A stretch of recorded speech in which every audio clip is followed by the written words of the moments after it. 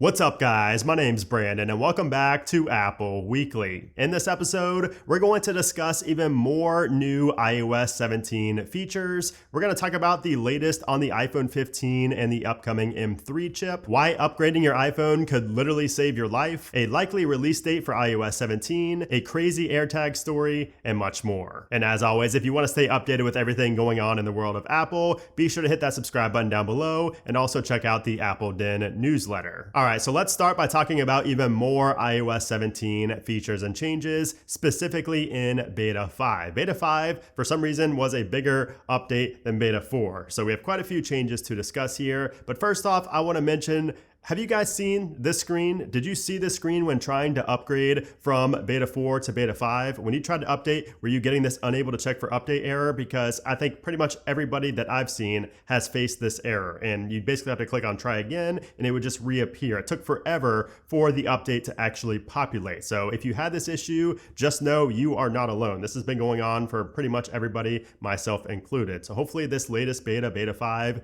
did resolve this issue, but of course we won't know until Beta 6 comes out. There's also a new animation in Beta 5 for Shazam. When you go to the control center and tap on the Shazam icon, you get this really cool animation up there in the dynamic island. And if you tap and hold on it, you get that little listening animation. And here's what you see on the live activity on the lock screen if you do not have a dynamic island device. And speaking of the control center, if you look at the flashlight glyph icon there, it's a little bit different than it was in Beta 4. So Beta 5 has tweaked that glyph icon just a tiny bit. The reminders widget on the home screen is a lot more responsive now. So when I check off something, so if I check off that, you will notice that it automatically deletes it from that list. It automatically counts it as completed. Whereas before in betas 1 through 4, it would take like maybe 5 seconds before it actually removed. And also the number over here on the left did not change as fast as it does here in Beta 5. So improvements to the widgets overall, especially reminders. If you have the shortcuts widgets on your lock screen, the glyph icon looks different than it did on previous iOS 17 betas. I actually like this better. If we head into our settings and then go down to messages, and then if we go down to the check-in section where it shows data right there, we now get sample data. So now we have a better understanding of how check-in works. I know a lot of people are kind of confused and they don't really want to use it because they don't understand it. So now Apple is making that easier to understand with sample data. So you can see what it looks like when you share full, and then when you switch to limited, it shows what the other person will see when you share only limited data. So pretty cool little outline there. There's a new pop-up for the Apple TV remote application on your iPhone. So if you go into the control center here and click on the remote, you will see that we now have locate your remote. So this new little pop-out comes out that says find your paired Siri remote when it's nearby but out of sight. So that popped up for me when first opening this. I believe locate your remote has been in iOS 17 since Beta 1, but this pop-up at least is new. There's also a new locked private browsing splash screen in Safari. When you open up Safari for the first time on Beta 5, it will look like this. If you go into the Spotlight search and type in timer, not only are the set timer and add alarm glyph icons a little bit larger than they were on the previous beta, but also if you tap on set timer, the UI to input the duration is much more simplified and much more cohesive than it was on the previous Beta 4. It looks old-fashioned on Beta 4, so it looks much better here in Beta 5. And also when you go to set an alarm, the background is different here, and it also says for what time at the top. There's no clock icon at the top, and also the buttons are more circular than they were in Beta 4. Also in Beta 5, I noticed that we have a slightly different call screen. So I'm comparing it to Beta 4 right here, and for whatever reason in Beta 5, we do not get the image of the person, their contact photo, up in the top left anymore. And also before, it just showed their first name. Now on Beta 5, it shows their full last name, and everything is centered, versus before on Beta 4, it was all aligned to the left. If we head into the shortcuts application and go to create a new shortcut, and if we go to add a Safari action, you will notice that the icons under web have new glyph icons. So get article using Safari Reader, that has a new glyph. Filter articles has a new glyph, and also a few of these others have new glyph icons, whereas before everything just showed this Safari icon, like next to get details of Safari webpage. Every one of these showed that before. If you head into the Maps application and go to the offline maps section, if you have a downloaded offline map, underneath you have settings, and under optimize storage and only use offline maps, we have new descriptions underneath of those options. Also in beta 5, I got another pop-up for the automatically delete verification codes after use. So this popped up for me originally in beta 1, and now it is back for whatever reason in beta 5. Maybe not as many people know about it, so Apple's trying to kind of push this feature a little bit more. And then of course we did get the new sound to go with the name drop animation, which is awesome.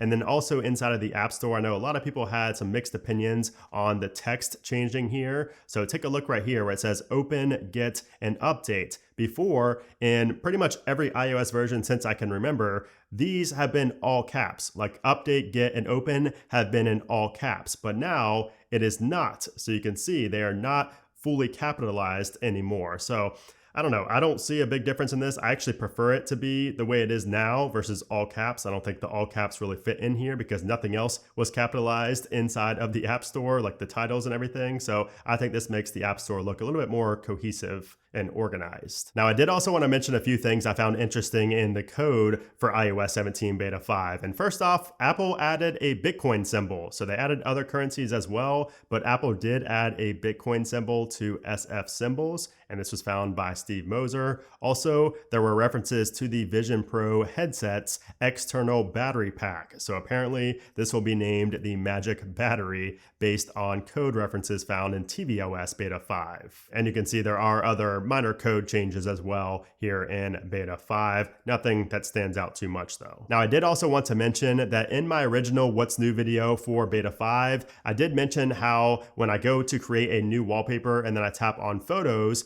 it would just be all black. I wouldn't be able to change my wallpaper. Well, that fixed itself after about 2 days. So for whatever reason, that bug only existed when I first downloaded the update, and a reboot didn't fix it, but for whatever reason, it just went away after a couple of days. So I just wanted to update you on that and let you know that's not still an issue. However, I am still having a few bugs here, mainly with notifications and Notification Center, along with the Messages application where the keyboard will sometimes disappear, or sometimes the input text, like where I'm typing, that part where I have the emojis right now, that part just disappears and I can't actually see what I'm typing. So those issues are still ongoing as of beta 5. Now, as far as performance goes, performance in iOS 17 beta 5 is excellent. It's actually the best so far in iOS 17. And you can see this was my original Geekbench run. This was just an hour after installing the software. We scored a 2639, but I did run another one right before recording this and we scored a 2644. So slightly higher there on single core, but take a look at the multi-core. It went from 6756 to 6914. So a nice jump there in the multi-core just from letting my phone kind of cool down and reprocess everything. Now, as far as the battery life goes, I've actually had a pretty good experience with battery life so far on beta 5. And you guys know from betas 1 all the way through beta 3, I think the battery life got worse every single beta. But when going from beta 3 to beta 4, it got better. And now going from beta 4 to beta 5, it's improved even on beta 4. So it's gradually getting better. It's pretty good right now. I think it's good enough for a main device. It's not great yet. I'm not going to use the word great for battery life, but it's pretty good. I think it's,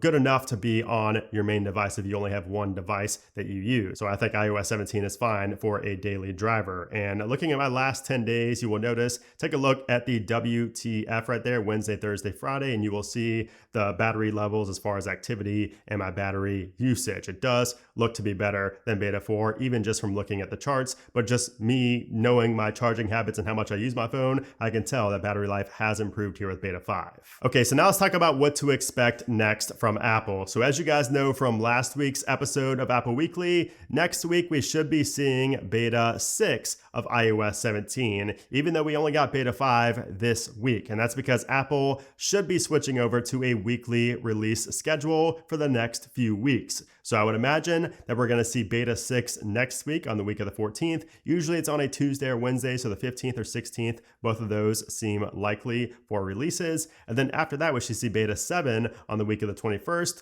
and then potentially beta 8 on the week of the 28th. And then if that is true, we should see the RC build of iOS 17 on the week of the 11th, and then the final release on September 18th. That is my guess for when we will see iOS 17 released to the public, because of course that should be the week that we see the new iPhone 15s go on sale as well right there on the 22nd. Okay, so now I want to touch on some more iOS and kind of software related news before the main news section of this episode. And the first thing I want to talk about is that NameDrop support has been added for Apple Watch. It was in the code of the latest watchOS 10 beta, but it is not active yet. I tried to get it to work on my Apple Watch, but for some reason it is not active just yet. That should be coming probably in the next beta, I would imagine. Also in the code of the latest tvOS 17 beta, we saw references to 4 unreleased iPhones get removed. So these were apparently there since beta 1, but nobody noticed until they were removed in this latest beta.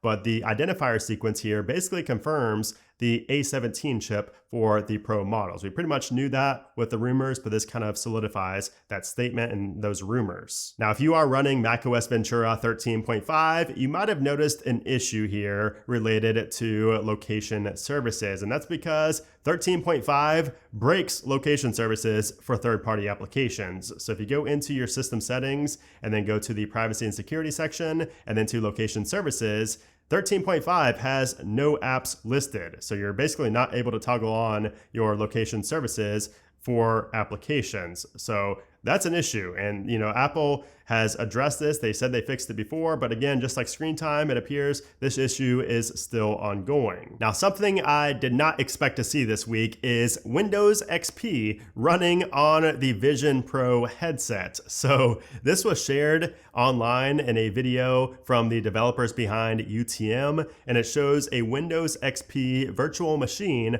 running on the Vision OS developer simulator. And according to the developers, even though Windows XP has been successfully emulated in Vision OS, they still have not yet implemented input support, which means there's still no way to interact with the virtual machine once it is booted up. So of course, this is something the UTM developers plan to implement in the future, and it's just crazy. It'll be really funny to watch Windows XP running on a Vision Pro headset. Netflix just launched a new game controller application that allows you to use your iPhone as a game controller to pair to your TV for playing Netflix games. I know a lot of people didn't realize or forgot that Netflix has games that you can play, so pretty cool. And speaking of streaming services, Disney Plus and Hulu are going to be raising their prices in October. So the ad-free version of Disney Plus is going to be $14 a month, and the ad-free version of Hulu is going to be $18 a month. They're also going to be cracking down on password sharing in 2024, and I can't say I didn't tell you so, but Netflix did cause a snowball effect for everybody basically cracking down on password sharing. All right, so now let's move on to the latest Apple news. And let's start with iPhone 15 because a ton of leaks and rumors have come out this past week. And if you missed my videos on the iPhone 15 and the iPhone 15 Pro, I will leave those linked in the cards and down in the description below. But anyways, we got a new leak for the specs of Apple's A17 chip. And this comes from Unknowns21 on Twitter. And he says here that the A17 chip is gonna have 6 CPU and 6 GPU cores. It's going to be 3.70 gigahertz. It's going to have 6 gigs of RAM. Now, he did go on to say later that we could still have 8 gigabytes of RAM in the higher end storage models, which I did talk about that before he said it in the Apple Den newsletter. So we could still be seeing 8 gigs of RAM, but it's probably just going to be for those top tier Pro iPhones, like the 1 terabyte and potentially 2 terabyte models. We also saw USB-C components leak on Twitter earlier this week. So you can see multiple sources on Twitter shared these USB-C components, all but confirming that USB-C is really coming this year, as if there was any doubt. We also got a look at some of these replica cases for the iPhone 15 Pros. So these are just kind of fake cases that are not official, but they are basically molded after the iPhone 15 Pro. And you can see the action button cut out right there, which all but confirms, again, as if we had any doubt, that an action button is really coming to the 15 Pros. And then we did also get another look at the bezel size of the iPhone 15 Pros and really just how thin those bezels are going to be. I really can't wait to see Apple unveil that with those tiny little bezels. It's going to look awesome. Now, along with the new iPhones that are coming in that September event, we're also expecting to see the Apple Watch Series 9 and the Apple Watch Ultra 2. And now it looks like we could be seeing a new potential band design. So there's a new band that's been rumored that could feature woven fabric materials and a magnetic buckle, similar to the modern buckle strap, the original Apple Watch modern buckle strap. Now, of course, this is just a rendered out concept image of what that could look like, but I think this would be awesome. I mean, Apple has not released a magnetic watch band in a while, and I really like the magnetic clasp. I think it makes a lot of sense. So the M3 Max coming later this year are gonna be cool, but all eyes are honestly gonna be on the M3 Max and the M3 Ultra chips that are coming in next year's Mac lineup. And now we have leaked specs for not only the M3, but also for the M3 Pro and the M3 Max. And these leaked specs are courtesy of a Mac app developer who found these details in test logs and shared that info with Mark Gurman at Bloomberg, who reported this news. So here are the specs for the M3 Max. It's going to have a 40-core GPU versus a 38-core on the M2 Max, a 16-core CPU versus 12-core on the M2 Max, and it's going to have 12 high-efficiency cores and 4 efficiency cores. Now, this test machine also had 48 gigs of RAM, though there will be higher upgrade options available. And then also, that M3 Max chip is going to be built on the new 3nm process, which that alone is going to lead to better performance and efficiency without the added cores even necessary. And then as for the base M3 chip, it's going to have an 8-core CPU and up to a 10-core GPU, which is the same as the M2 chip. And then the M3 Pro is going to have a 12-core CPU and an 18-core GPU. And then as far as the M3 Ultra, the highest end chip, that has not shown up just yet in test logs, but we already know based on the M3 Max that those specs are going to be insane. Okay, so now we need to talk about this viral story from this past week where a family who was in the midst of the Maui wildfires was saved. Their whole family was saved just by having an iPhone 14. So if you're not aware of the Maui wildfires, just look it up. It is absolutely insane. My prayers go out to everybody there. But there was a family in a vehicle when the wildfires, quote, suddenly erupted around them. And there were 5 people in this van. And of course, none of them could call for help because there was no cell service. Everything was burning down around them. They were surrounded by fire. There was no way out for them. So of course, since one of them had an iPhone 14 with emergency SOS via satellite, they were able to get in contact with emergency services. And you can see the whole chat log here, and it's pretty chilling, honestly, to read this, just kind of putting yourself in their shoes. But this saved their life. I mean, this was all said and done in 30 minutes. They were rescued within 30 minutes of initiating this call for emergency services. And they would have never found them. They would have burned alive if one of them did not have an iPhone 14. So just incredible stuff. And then finally, just as tradition here on the channel, another crazy AirTag story. This one has a twist to it, so stay tuned. So this one comes from a recent viral TikTok video where a woman received a notification that her Tesla trunk was left open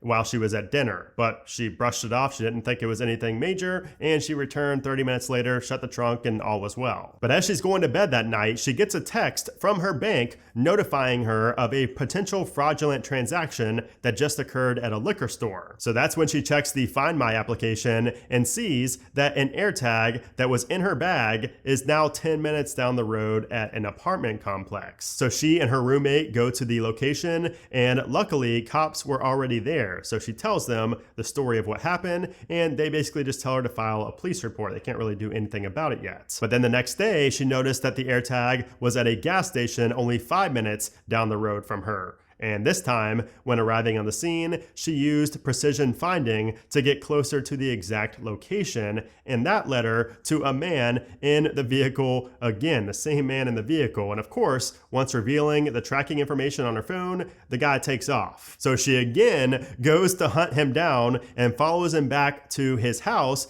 And when he goes inside, she gets near the car and plays the AirTag sound, like she plays the Find My AirTag from her phone, and she can hear the AirTag making the noise from inside the car. So when she gets the cops involved again, along with the man who drives the car, he came down, she found that the AirTag was stuck in a wedge of the car's mirror.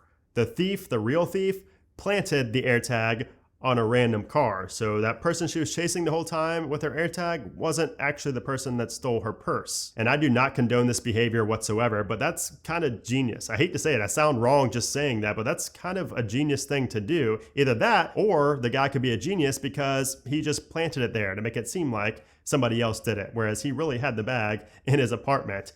I don't know. Whatever the case may be, the woman unfortunately did not get her belongings back. And this is kind of a weird twist. This is an AirTag story I've never heard before, where somebody plants the AirTag on another car to kind of, get the cops off their trail. Pretty crazy. But anyways, guys, I hope you enjoyed this episode. If you did, I would appreciate if you gave it a thumbs up. Also, make sure to subscribe so you don't miss any future Apple news. But anyways, guys, thanks again for watching, and I'll see you soon.